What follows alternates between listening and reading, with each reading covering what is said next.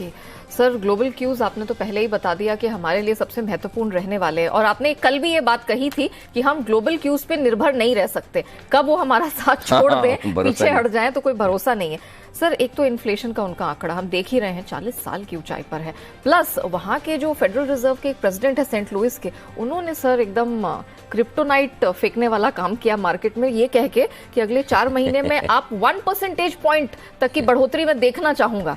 तो ये थोड़ा डराने वाली बात है सर। अच्छा हुआ हमारे यहाँ सिस्टम बढ़िया है कि हमारे यहाँ साहब खाली गवर्नर साहब ही बोलते हैं, शक्तिकांता दास साहब के अलावा जाकर कोई बाहर जाके इधर उधर कोई इंटरव्यू नहीं देता।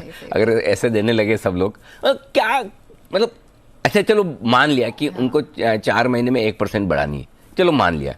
कमेंट्री हाँ, का मतलब आप कुछ भी बोलेंगे वैसा हाल है। नेचुरली अमेरिकी बाजारों का रिएक्शन जस्टिफाइड है, जायज है। चलिए वो कुछ भी बोलें, एक अलग बात है, लेकिन जो डेटा है वो कंफर्ट नहीं दे रहे, इसमें कोई डाउट नहीं। अगर 40 साल के हाईएस्ट इन्फ्लेशन लेवल पर अमेरिका बैठा है तो ये सब कुछ ठीक नहीं है। हाँ, आप इसी बात पर कह सकते हैं कि उन्हें पब्लिकली बोलना चाहिए, नहीं बोलना चाहिए, या इतना एग्रेसिव स्टेटमेंट देना चाहिए, नहीं देना चाहिए, वो चर्चा का वाद विवाद का विषय हो सकता है। लेकिन बात तो सही है कि अगर आप 40 साल के 7.5% के इन्फ्लेशन पे बैठे हैं तो किस चीज़ का कंफर्ट है मैक्रो फैक्टर्स में? आपको अल्टीमेटली ब्याज दरें बढ़ानी पड़ेंगी, जल्दी बढ़ानी पड़ेगी, ज़्यादा बढ़ानी पड़ेगी, और वही डर है। और कल देखिए बॉन्ड यील्ड लंबे समय बाद 2% के पार निकली है, तो फेड जब बढ़ाए तब बढ़ाए, बॉन्ड मार्केट ने तो बढ़ा दी, है ना। सो मार्केट का रिएक्शन, मार्केट है इसीलिए ना, कंपनियां तो 3 महीने में एक बार नतीजा पेश करती है, लेकिन स्टॉक तो उसके पहले ही बढ़ जाते हैं, घट जाते हैं उम्मीद में। सो ब्याज दरें जब बढ़ेंगी तब बढ़ेंगी, बॉन्ड मार्केट पहले से उसको डिस्काउंट करके आगे अपने यील्ड्स बढ़ा रहे हैं। सो खतरा वही है, और जाहिर सी बात है कि बढ़ती हुई ब्याज दरें इक्विटी मार्केट के लिए कभी अच्छी नहीं होती लॉन्गर टर्म में। अब जो एक ट्रांजिशन पीरियड है, ट्रांजिशन पीरियड ये होता है नेहा कि एकदम कम ब्याज दरों वाला दौर आप देखें, और वहाँ से ब्याज दरें बढ़ने वाला दौर हो।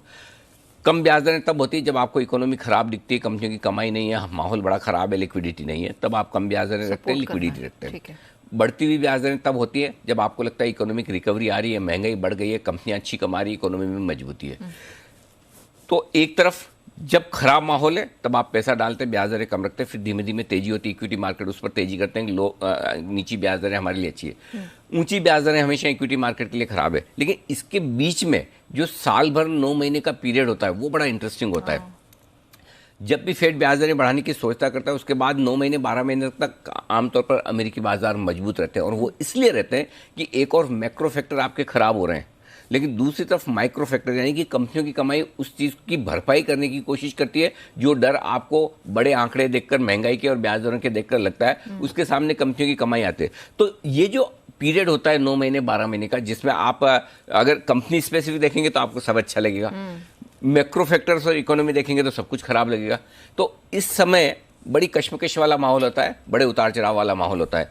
कौन जाने 2 दिन बाद वापस से आप अमेरिकी बाजारों में थोड़ा सा कंफर्ट आते हुए देखें, इन्फ्लेशन अचानक किसी वजह से थोड़ा नीचे आ जाए तो आप 2 दिन बाद बोले नहीं 5 नहीं होगी जी, 4 ही होगी, 4 नहीं 3 ही बार बढ़ेगा। तो ये सब चलता रहेगा, रोज रोज के काम है। और सबसे बढ़िया चीज़ क्या है, अच्छे सपोर्ट लेवल पर कोई न कोई अच्छी खबर आ जाती है, अच्छे रेजिस्टेंस लेवल पर कोई खराब खबर आ जाती है। मार्केट के लिहाज से देखा तो ये है। तो मेरा ये समझना है कि इस साल की जो सबसे बड़ी बदलाव है पिछले साल के मुकाबले में हमारे बाजार में भी, अमेरिकी बाजारों में भी, वो ये एक तरफा तेजी जो 1.5 साल की देखी, उसके सामने आपको उतार चढ़ाव दिखेंगे।